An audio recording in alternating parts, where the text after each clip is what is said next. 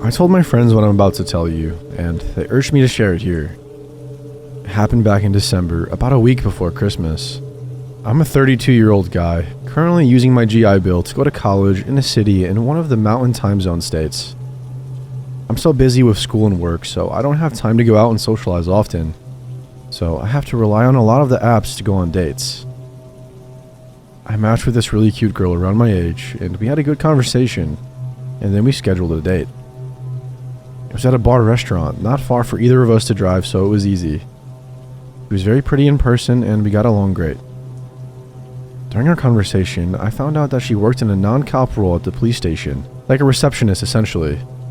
I also learned she had a roommate, whom she said was out of town for the holidays. She added that she hated being alone because she had a crazy ex-boyfriend who stalked her. I was a little uneasy at that, and I told her as much. And she said he's harmless, so I kinda let it go. We had a few more drinks, and we were there for about another hour, and at her suggestion, she said that we should go back to her place. We went to her house, and she walked up and just opened the door. She didn't unlock it. It was already open, which I found very odd because she said she had a stalker, that her roommate was gone. She started feeding her cat, and as she was doing that, I saw a bowl of cereal on the kitchen counter. I touched it, and it was still cold, like it hadn't been there for a while. The cereal wasn't soggy either. I asked her whose it was, and she hesitated and said she ate it as a snack before heading to the bar. But it just didn't make sense. Before I could say anything, she just kissed me and put her arms around me seductively and said for me to take her to her room. We started fooling around, and I went to close the curtains, and she told me to leave them open. A few minutes later, maybe 5, we were in bed, and my back was to the window, and she let out a huge gasp. A scared gasp. Her eyes were out the window. I turned around and saw someone in a hoodie, and they took off. I heard the steps running on her back deck. I immediately jumped up and ran out to make sure her doors were locked, and of course, the front door wasn't. I ran to it and locked it, and right when I did, the door started banging. I went to open it because I was gonna fuck the dude up, or at least try to, and she told me to just go back to bed with her. I screamed at her and asked if she was insane. She told me he does this and goes away. And I asked her, "You know this is your ex?" And she said yeah, and to not worry about it. At this point, he started banging on the side of the house on the other end, and she didn't seem at all scared. Kept trying to get me to go back to her bed. I didn't want to call the cops because for all I know, this dude was a cop, or she'd know the cops that showed up who would take her side. I also couldn't just leave because my car was at the bar, and I was terrified. At this point, I started calling her out for the door not being locked, the cereal, and I openly called her a liar. She couldn't come up with any logical answers, and I had no idea what I was into. I shouldn't have done this, but my fight or flight was pretty much kicked in, and I told her, "If this is a robbery or some kind of setup, I promise I'll kill you both." I'm not a hard ass or anything, but my fear told me to let her know that no matter what it was, they'd have a fight on their hands. My thoughts of what were going to happen to me were all over the place. I ordered an Uber off my phone and didn't tell her. I just kept arguing with her and asking her what was going on, hoping to just keep her talking and in the room. I stayed right next to the door so I could leave ASAP. Luckily, I never got my pants off and my jacket and shoes were right by the door, so I was able to get dressed. The Uber showed up, and without saying anything, I just opened the door and ran out there as fast as I could. I looked back at the door, and she was just standing there. It's only been a little over a month, but I honestly have no idea what the fuck I got into. I don't believe the story of just a girl with a crazy ex based off of the factors I told you. It feels like either a robbery or some weird fetishized cuck thing. I don't know. Definitely something I'm very mad at myself for. I mean, I'm a 9-year Navy vet and allowed myself to get into a situation like that. I reported her account on the Uber ride back to the bar. And I told the bartender as well about what happened, just in case they saw her in there ever again.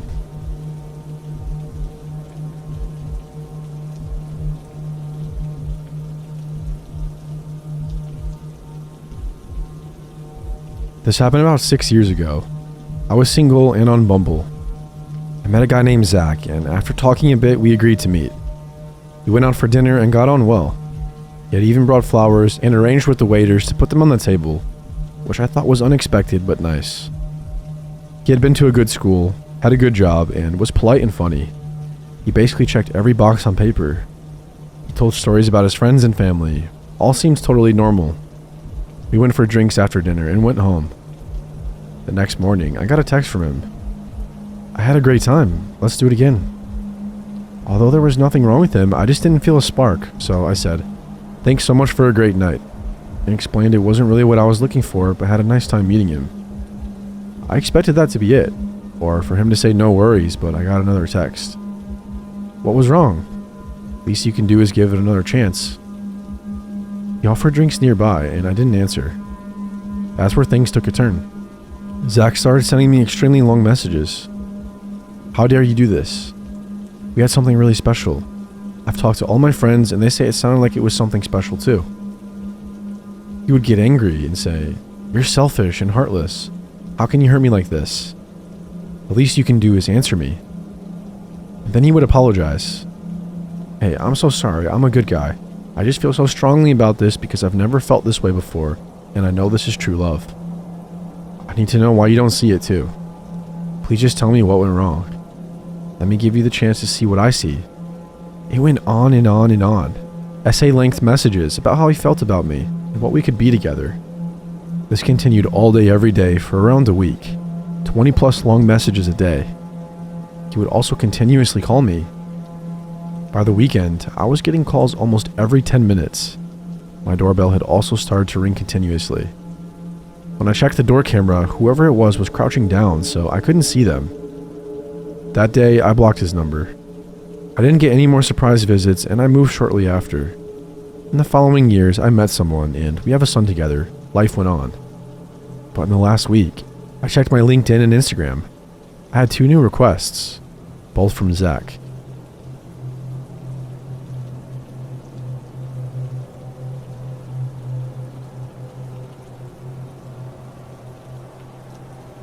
For background, I'm a 20-year-old female. I matched with this guy on Tinder a while back. His name was Nick, and he seems pretty cool, so I gave him my Snapchat. We talked a little bit, but it died out quickly. I didn't tell him the exact town I lived in, but the city about 10 minutes away, because it's decently sized and has a big population of people. And I figured he wouldn't be able to find me just by knowing that bit of information. A few weeks ago, he started messaging me, and we made small talk. Everything seemed normal for a while, up until New Year's Eve. The day before, he messaged me, saying he was going to be in the area, the city I told him that I was from anyway, and asked if I wanted to meet for lunch. I told him possibly, and I would let him know. The next night, I had a New Year's Eve party with a small group of my friends. I spent most of the day getting ready, and I was not looking at my phone. Around 7:30, I finally looked at Snapchat and saw that Nick had not only messaged me, but also called me. "Hey, I'm in the city." I responded, telling him I was sorry, I just saw his message. He opened it within minutes and totally freaked out. He said something along the lines of, "Just to let you know, I'm not really interested in someone who can't even answer the phone. I drove 6 hours just to see her." I looked at it in disbelief, and for a second I thought he was joking. I responded by asking him what he was talking about, that he didn't drive 6 hours just to see me. He said that we had plans, and why else would he have driven up here? I was confused because we never had plans.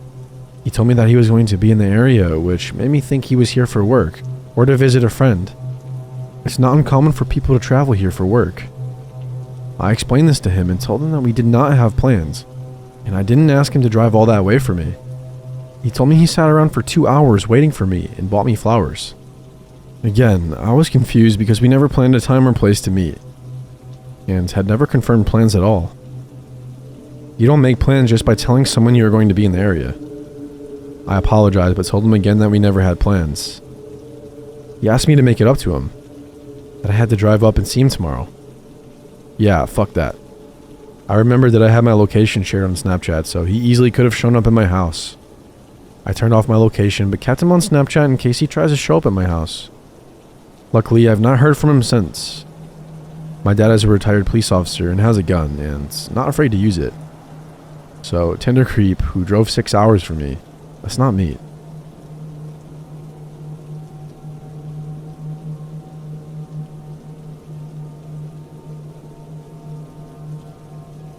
A few years ago, I was on a dating site where I matched with a police officer. I thought his dog was cute and figured this was my opportunity to finally pet a canine police dog. I was quickly disinterested after listening to him complain about his recent divorce. I don't recall details, but I remember it was very apparent that he was the problematic person in that relationship. I was also really grossed out by how he fetishized me for my big boobs, tattoos, and colorful hair. I was very upfront and told him I wasn't interested and that he was setting off some red flags for me. He begged me to give him a chance, but I said no and blocked his number. A few days later, I get a knock on my door at around midnight. My heart dropped into my ass. It startled me that much. I look down my peephole and see a stranger holding food. It's an Uber Eats delivery driver. I tell him through the door that I didn't order food, but he said someone else ordered it and he knew my name. I asked who ordered it, and he said a name I didn't recognize. I tell him I don't want the food and give him directions to the dumpster to throw the food out, because at this point, I have no idea if he's actually from Uber. Later on, I'm going through my dating app matches and realize it was the cop's name. I go through my blocked messages, and this guy had texted me a lot. The last text: "I hope you liked your dinner."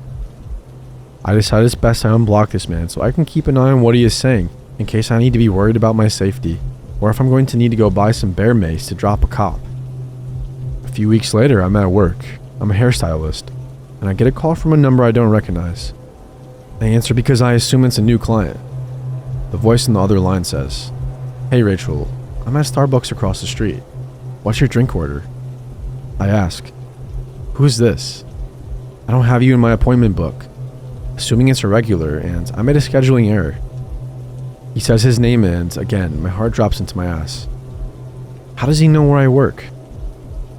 I ask him how he knows where I live and work, and he explains that he did a reverse image search on photos from my dating profile, found my social media and my Yelp page for my salon, and then looked up your address from there.